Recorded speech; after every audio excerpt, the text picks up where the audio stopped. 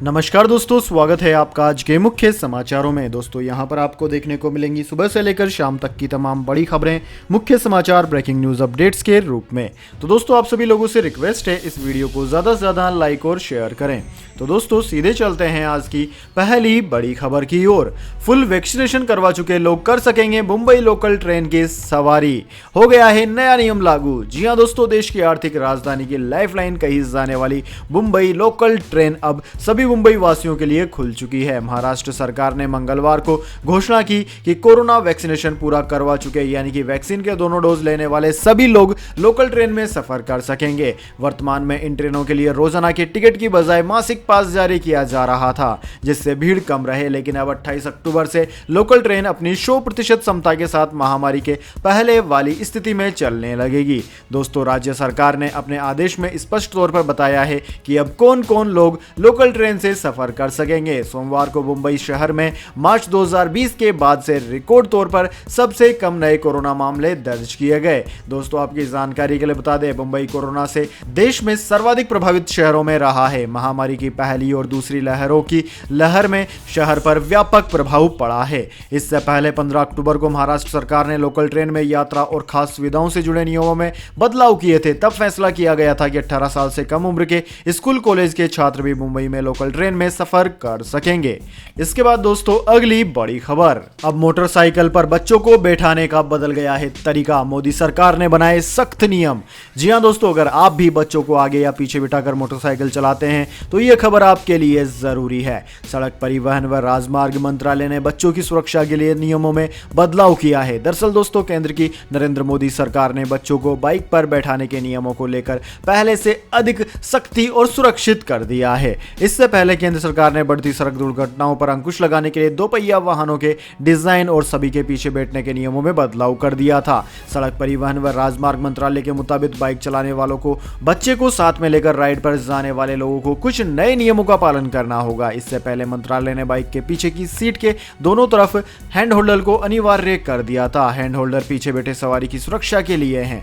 Bike driver के अचानक break लगाने पर हैंड होल्डर सवारी के लिए काफी मददगार साबित होता है। मंत्रालय ने पिछली बार किए बदलावों में बाइक के पीछे बैठने वालों के लिए दोनों तरफ पायदान अनिवार्य कर दिया था। इसके अलावा बाइक के पिछले पहिए के बाएं हिस्से का कम से कम आधा हिस्सा कवर करने की हिदायत दी थी, ताकि पीछे बैठने वालों के कपड़े पहिए में ना उलझे। इसके अलावा अब नए नियम आ गए हैं। नए नियम के मुताबिक 4 साल तक के बच्चे को मोटरसाइकिल पर पीछे बिठाकर ले जाते समय बाइक, स्कूटर, स्कूटी जैसे दोपहिया वाहन की स्पीड लिमिट 40 किलोमीटर प्रति घंटे से ज्यादा नहीं होनी चाहिए। दोपहिया वाहन चालक पीछे बैठने वाले 9 महीने से 4 साल तक के बच्चे को क्रैश हेलमेट पहनाएगा। मोटरसाइकिल चालक यह सुनिश्चित करेगा कि 4 साल से कम उम्र के बच्चों को अपने साथ बाइक या स्कूटर पर बांधे रखने के लिए सेफ्टी हार्नेस का इस्तेमाल करे। इसके बाद दोस्तों अगली बड़ी खबर, सुकर्णो की बेटी ने बदला धर्म। इंडोनेशिया के पूर्व राष्ट्रपति की बेटी सुकमावती ने 70वें बर्थडे पर इस्लाम छोड़ा, हिंदू धर्म अपनाया। जी हां दोस्तों, इंडोनेशिया के पहले राष्ट्रपति सुकर्णो की बेटी सुकमावती सुकर्णो पुत्री ने इस्लाम छोड़कर हिंदू धर्म की राह पकड़ ली है। सुकमावती ने मंगलवार को इंडोनेशिया की सबसे ज्यादा हिंदू आबादी वाले स्टेट बाली में एक सेरेमनी सुदी वदानी के दौरान हिंदू धर्म स्वीकार किया। सुकमावती सुकर्णो की तीसरे नंबर की बेटी है। उनका पूरा नाम दहाय मुतियारी सुकमावती सुकर्णो पुत्री है। उनके हिंदू धर्म स्वीकार करने का समारोह बाली के बाले आंगुग सिंगाराजा जिले में सुकर्णो हेरिटेज सेंटर में किया गया। मंगलवार को सुकमावती का 70वां जन्मदिन भी था। दोस्तों यूसीए न्यूज की रिपोर्ट के मुताबिक समारोह के लिए सुकर्णो सेंटर में बेहद सख्त सुरक्षा इंतजाम किए गए थे और केवल 50 लोगों को ही बुलाया गया था, जिनमें से भी ज्यादातर उनके फैमिली मेंबर थे। कम लोगों को बुलाने का डिसीजन कोविड-19 प्रोटोकॉल के कारण भी लिया गया था। इसके बाद दोस्तों अगली बड़ी खबर, नीतीश कुमार का आरजेडी सुप्रीमो पर बड़ा हमला, कहा मुझे गोली मरवा सकते हैं लालू। जी हां दोस्तों, बिहार के मुख्यमंत्री नीतीश कुमार ने सोमवार को आरजेडी सुप्रीमो लालू प्रसाद यादव पर बड़ा हमला किया है और कहा है कि लालू उनको गोली मरवा सकते हैं। नीतीश ने कहा कि लालू कुछ और तो कर नहीं सकते मगर उनको गोली जरूर मरवा सकते हैं। उन्होंने यह बयान पत्रकारों से बातचीत के दौरान तब दिया जब मंगलवार की शाम वह उपचुनाव के लिए प्रचार समाप्त करके वापस पटना लौटे थे। दोस्तों नीतीश का बयान लालू के उस बयान के बाद आया है जिसमें लालू ने एक न्यूज एजेंसी को दिए एक इंटरव्यू में कहा था कि वह दिल्ली से पटना आए हैं नीतीश कुमार का विसर्जन करने के लिए। लालू ने कहा था कि बिहार में जो उपचुनाव होने वाले हैं उनके लिए पहले ही उनके बेटे तेजस्वी यादव ने सरकार के नाक में दम करके रखा है और जो बच गया है उसका विसर्जन करने के लिए वह दिल्ली से पटना आ गए हैं। दोस्तों दिलचस्प बात यह है कि नीतीश ने गोली मरवाने के बाद भले ही मजाकिया अंदाज में कही थी, मगर अब उपचुनाव के पहले नीतीश का यह बयान काफी महत्वपूर्ण है। इस बयान के जरिए नीतीश कुमार जनता को यह संदेश देना चाहते हैं कि वह अपने लिए काम तो कर ही रहे हैं, मगर लालू जिनके शासनकाल को जंगल राज कहा जाता है वह उन्हें मरवा भी सकते हैं।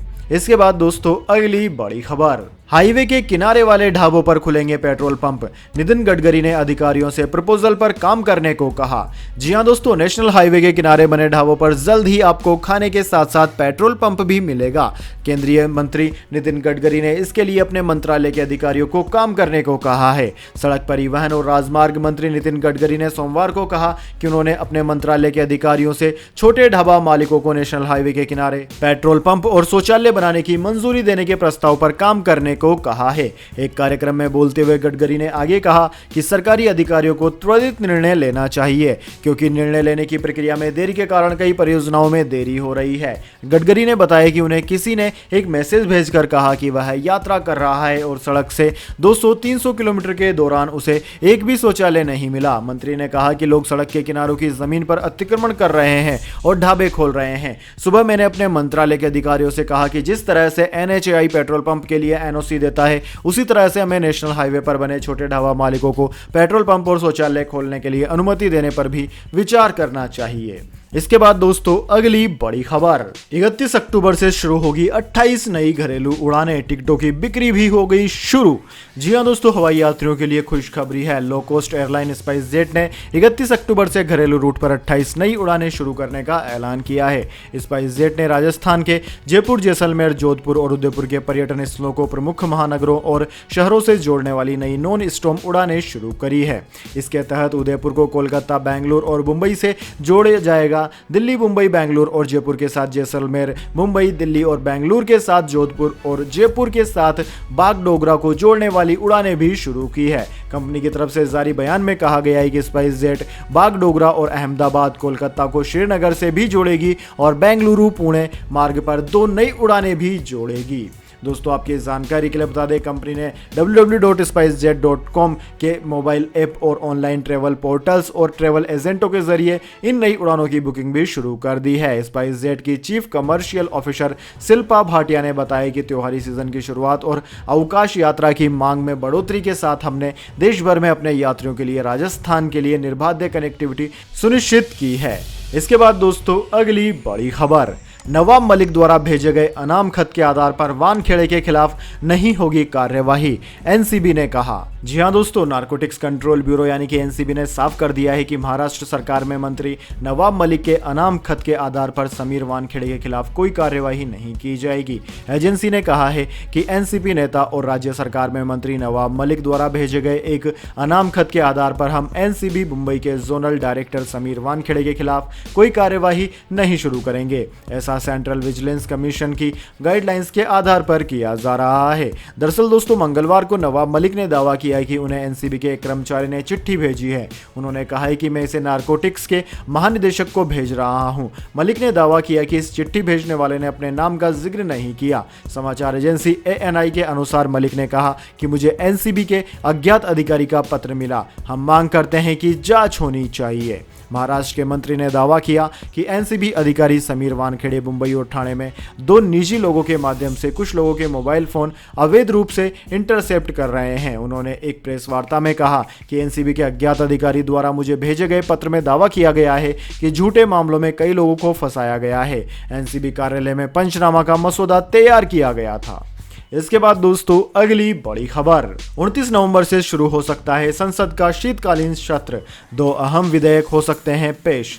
जी हां दोस्तों, संसद का लगभग 1 महीने तक चलने वाला शीतकालीन सत्र नवंबर के आखिरी हफ्ते से शुरू हो सकता है। सूत्रों के मुताबिक सत्र के दौरान कोविड-19 के सभी प्रोटोकॉल का पालन किया जाएगा। सत्र की लगभग 20 बैठक होने की संभावना है और यह क्रिसमस से पहले समाप्त हो जाएगा। सूत्रों ने कहा है कि हालांकि अभी तक कोई आधिकारिक निर्णय नहीं लिया गया है। उन्होंने कहा है कि सत्र 29 नवंबर से शुरू हो सकता है और 23 दिसंबर के आसपास समाप्त होगा। महामारी के मद्देनजर संसद का शीतकालीन सत्र पिछले साल आयोजित नहीं किया गया था और इसके बाद के सभी सत्रों, बजट और मानसून सत्रों की अवधि में भी कोविड के कारण कटौती की गई थी। हालांकि लोकसभा और राज्यसभा दोनों की बैठकें एक ही समय पर होगी और सदस्य शारीरिक दूरी के मापदंडों का पालन करेंगे।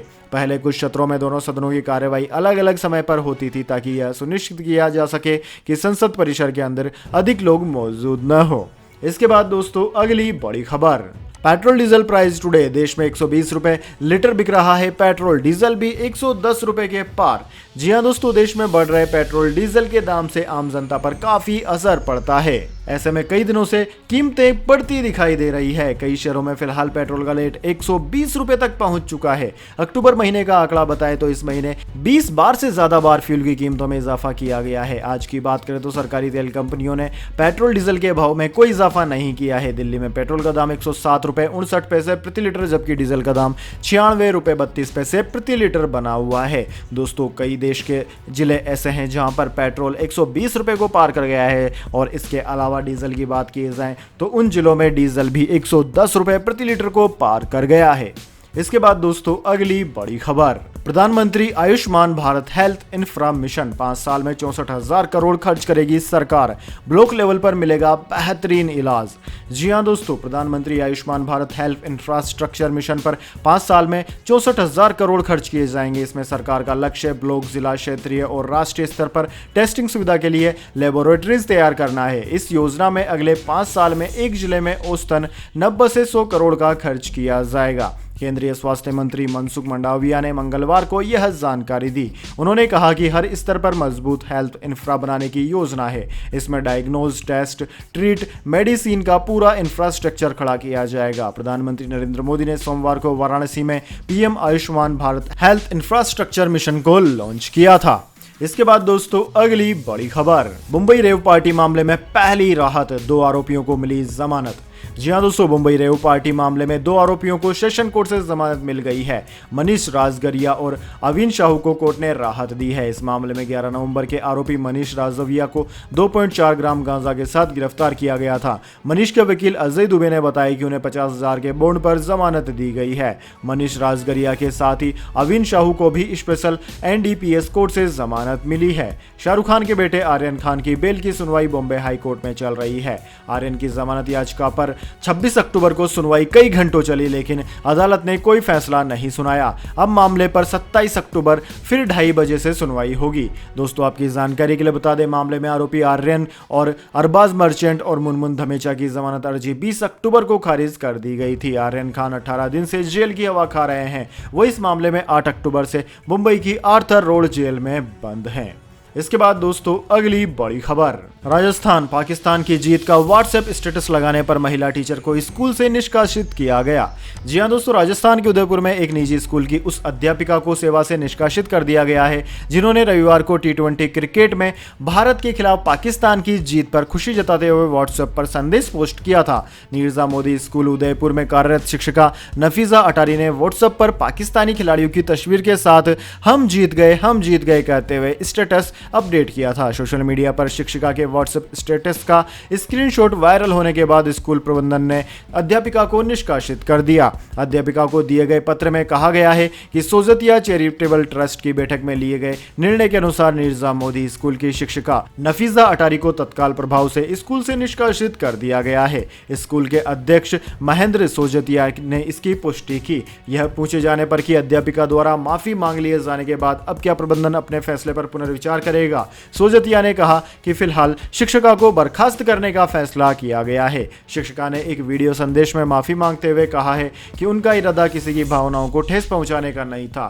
उन्होंने कहा कि किसी ने मुझे मैसेज किया और पूछा कि क्या आप पाकिस्तान का समर्थन करती है। चूंकि संदेश में इमोजी थे और यह मस्ती का माहौल था, मैंने हाँ में जवाब दिया, लेकिन इसका कहीं भी मतलब नहीं है कि मैं पाकिस्तान का समर्थन करती हूँ। मैं एक भारतीय हूँ और मुझे भारत से प्यार है। अध्यापिका के अनुसार जैसे ही उन्हें गलती का एहसास हुआ, उन्होंने स्टेटस को डिलीट कर दिया। उन्होंने कहा, अगर मैंने किसी की भावनाओं को ठेस पहुंचाई है तो मुझे खेद है। इसके बाद दोस्तों जान लेते हैं पूरी दुनिया और भारत में क्या है कोरोना महामारी की ताजा स्थिति।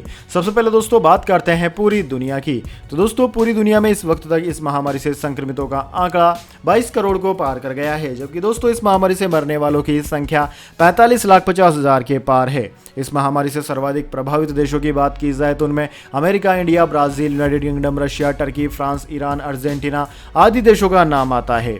इसके बाद दोस्तों बात कर लेते हैं क्या है भारत के हालात, लेकिन उससे पहले मेरी आपसे एक छोटी सी रिक्वेस्ट है। अगर दोस्तों आपको अभी तक हमारी न्यूज़ पसंद आई है तो इसे एक छोटा सा लाइक ज़रूर दे दें, और अगर आपको पसंद नहीं आई है तो बेशक आप डिसलाइक भी कर सकते हैं, लेकिन दोस्तों लाइक और डिसलाइक ज़रूर कीजिए, क्योंकि दोस्तों यही हमारी मेहनत का फल होता है और इसी से हमें पता चलता है कि आपको हमारी वीडियो पसंद आई है या नहीं। तो दोस्तों जल्दी से जान लेते हैं क्या है भारत के हालात। दोस्तों भारत में इस वक्त तक इस महामारी से संक्रमितों का आंकड़ा 3,42,00,000 को पार कर गया है, जबकि दोस्तों इस महामारी से मरने वालों की संख्या 4,55,000 के पार है। इस महामारी से सर्वाधिक प्रभावित राज्यों की बात की जाए तो उनमें महाराष्ट्र, केरला, कर्नाटक, तमिलनाडु, आंध्र प्रदेश, उत्तर प्रदेश, वेस्ट बंगाल, दिल्ली, उत्तर प्रदेश, छत्तीसगढ़, राजस्थान, गुजरात, मध्य प्रदेश आदि राज्यों का नाम आता है। इसके बाद दोस्तों अगली बड़ी खबर, फ्लिपकार्ट की बिग दिवाली सेल 28 अक्टूबर से होगी शुरू। आईफोन 12 समेत कई स्मार्टफोन्स पर मिलेगा तगड़ा डिस्काउंट।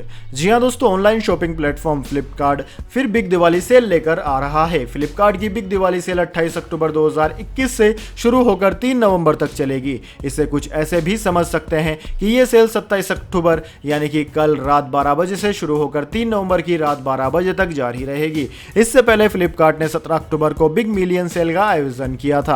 अब दोस्तों दिवाली से पहले इस नई सेल में फ्लिपकार्ट प्लस मेंबर्स को एक दिन पहले 27 अक्टूबर से ही शॉपिंग का एक्सेस मिल जाएगा, यानी कि वे रात 12 बजे के बाद से ही खरीदारी शुरू कर सकते हैं।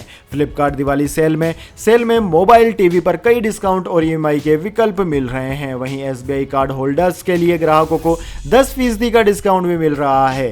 फ्लिपकार्ट इस सेल में स्मार्ट वॉच पर 80% तक का तगड़ा डिस्काउंट दे रहा है। इसमें एप्पल और रियलमी जैसी कंपनियों के मोबाइल पर बड़े ऑफर्स मिल रहे हैं। इसके बाद दोस्तों अगली बड़ी खबर, अफ्रीकी टीम में जिंदा हुआ 52 साल पुराना जिन डिकॉक ने घुटने पर झुकने के बजाय मैच ही छोड़ दिया, वेस्टइंडीज के खिलाफ नहीं खेले। जी हां दोस्तों, टी20 वर्ल्ड कप में वेस्टइंडीज के खिलाफ साउथ अफ्रीका के विकेटकीपर बल्लेबाज क्वांटन डिकॉक नहीं खेले। यह फैसला चौंकाने वाला है, क्योंकि डिकॉक साउथ अफ्रीका टीम के सबसे अहम बल्लेबाज हैं और भरपूर फॉर्म में भी है। इसलिए जब डिकॉक प्लेइंग 11 से बाहर हुए तो कप्तान तेबा बाउमा से टॉस के समय पूछा गया कि ऐसा क्यों। इस पर बाउमा का जवाब चौंकाने वाला था। वे बोले कि डिकॉक पर्सनल रीजंस की वजह से टीम से बाहर हैं। रीजन ऐसा है जिसमें हम दखलंदाजी नहीं कर सकते। दरअसल इस पर्सनल रीजन की कड़ी पिछले मैच से जुड़ी हुई साउथ अफ्रीकी क्रिकेट के 52 साल पुराने इतिहास तक जाती है। दोस्तों जैसा कि रिपोर्ट्स के अनुसार पता चलता है कि वह इस वजह से इस टीम से बाहर हुए हैं क्योंकि वह ब्लैक लाइव्स मैटर्स मूवमेंट को सपोर्ट नहीं करना चाहते थे और वह अपने घुटनों पर भी नहीं बैठना चाहते थे। तो दोस्तों यह थी आज की तमाम बड़ी खबरें। इसके बाद दोस्तों बारी आती है आज के माइंड क्विज क्वेश्चन की। जी हाँ दोस्तों, एक आसान से सवाल का जवाब देकर आप जीत सकते हैं एक अमेजिंग सरप्राइज गिफ्ट हमारे यूट्यूब चैनल की ओर से। तो दोस्तों आज का सवाल आपकी स्क्रीन पर आ चुका है। दोस्तों 2007 में स्टार्ट हुआ पहला टी20 वर्ल्ड कप कौन सी टीम ने जीता था? जी हाँ दोस्तों, अगर आप जानते हैं उस टीम का नाम तो जल्दी से कमेंट बॉक्स में लिख दीजिए। अगर दोस्तों आपका जवाब होता है एकदम सही और आप चले जाते हैं लकी विजेता के रूप में, तो आपको मिल सकता है एक अमेजिंग सरप्राइज गिफ्ट हमारे यूट्यूब चैनल की ओर से। तो दोस्तों जल्दी से अपना उत्तर कमेंट बॉक्स में लिख दीजिए, वीडियो को लाइक कर लीजिए और चैनल को सब्सक्राइब करके बेल आइकन भी दबा लीजिए। धन्यवाद। वंदे मातरम। जय हिंद, जय भारत।